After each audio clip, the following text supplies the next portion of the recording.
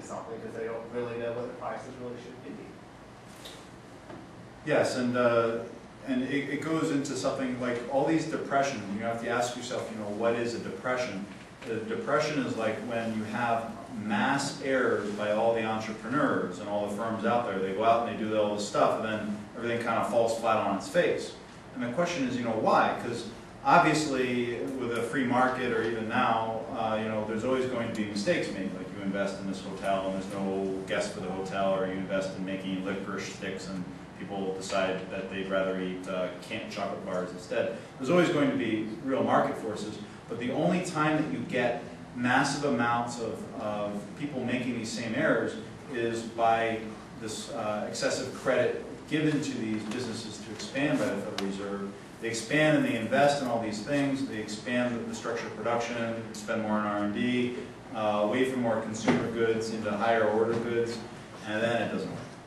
And then you have all this mass unemployment and everything else that obviously has multiple causes, but really when you drill it down to what is the root cause of the crisis, it's the Fed, completely. I mean, you could argue whether interest rates should be higher or lower, but the whole thing is that it's the very nature of the system, and yeah, humans are fallible, but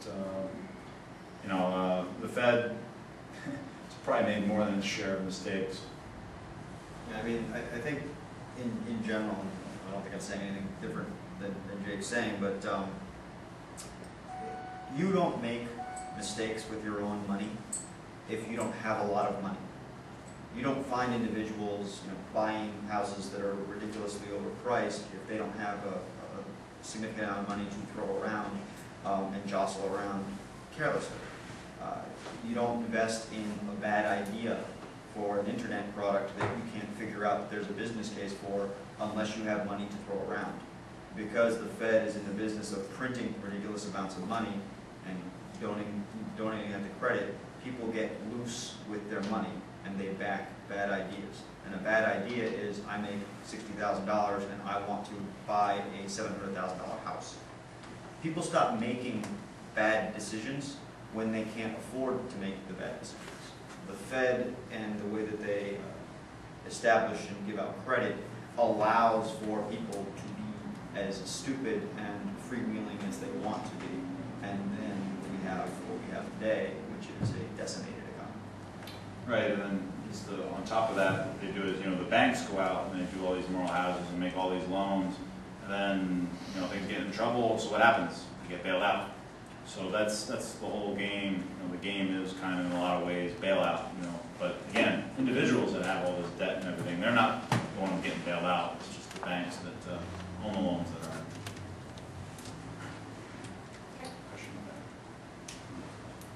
Go ahead.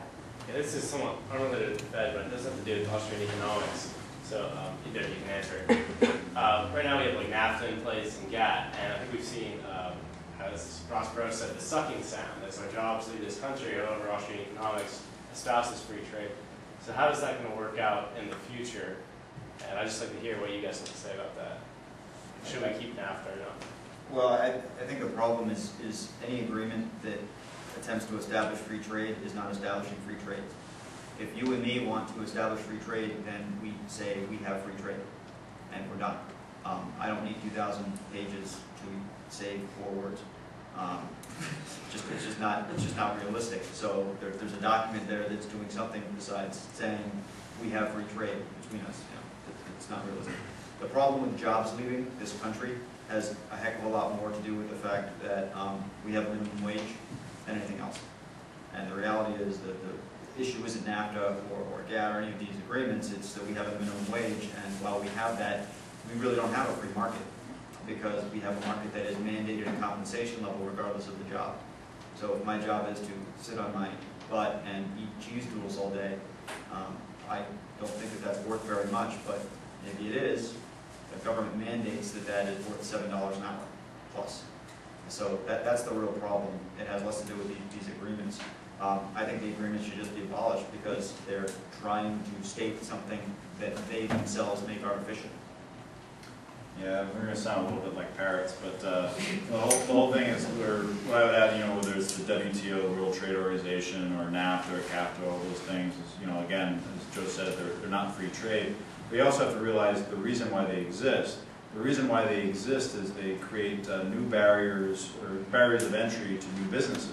Because if it's not exactly like Congress is writing in these special law, like you go read through NAFTA or whatever. They're put in place by the corporations, all these regulations, and coming from a corporate background as an engineer, you kind of wonder, well, why are these all kind of put in place? Because you have to spend money and you have to get some accountants, or whether it's that one after Enron, but.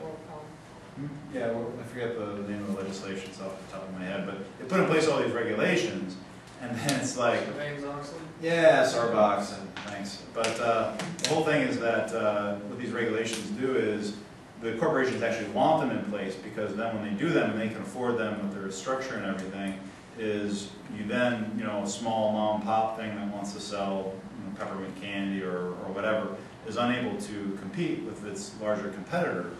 And if you remove these special privileges for special groups, because that's what all these things in government come down to, special privileges for special groups, you ask yourself, can I print the money? No. Should the government be allowed to?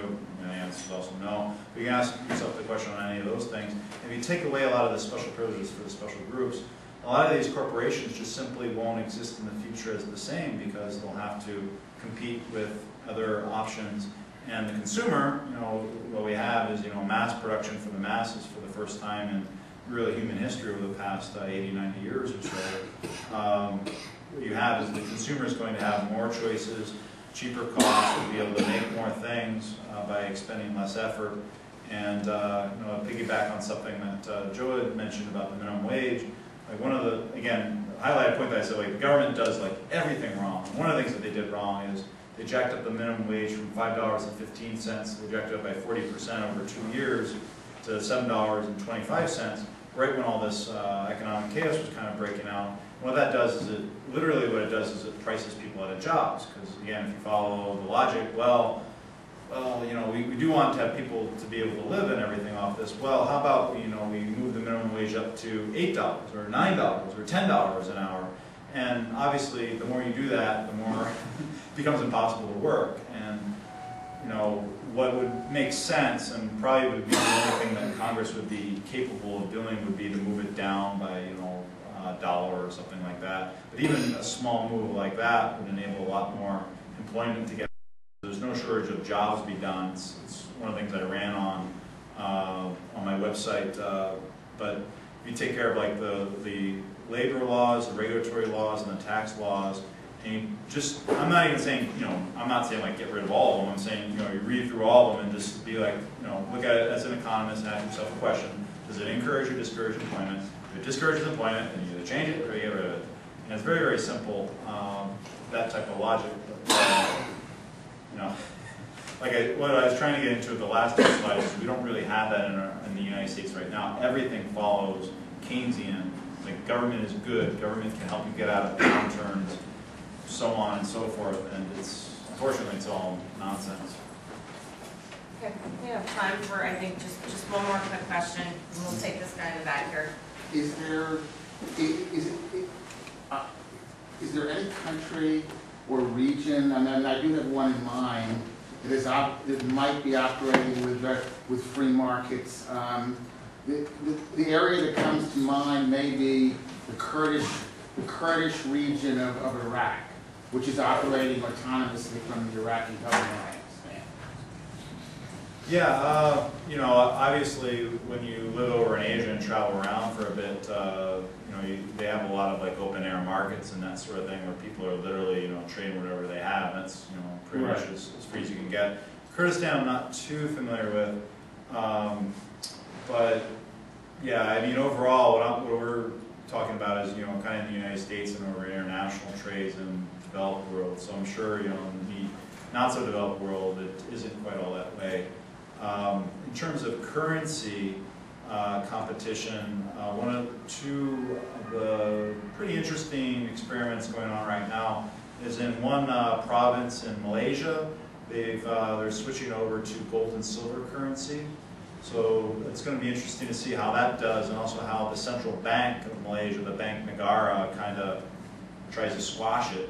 And also the country of Nepal is working towards a gold-based currency. So it'll be, and again, like Nepal has had like rampant inflation for quite some time, and it's, you know, it's one of the ways of halting these types of things. But you have any comments on Just that? very simply, there's no government today that allows that type of operation. So if you take a look at the international community, you know, close to 200 countries, there's no government that does not have a fiat currency.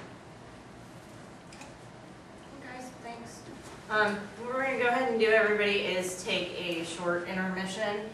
I'm thinking if everybody can be back here by no later than, you know, if you need to go to the bathroom or do whatever, be back here by 9 o'clock at the very latest. At 9 o'clock, we're going to go ahead and start the America Freedom to Fascism movie.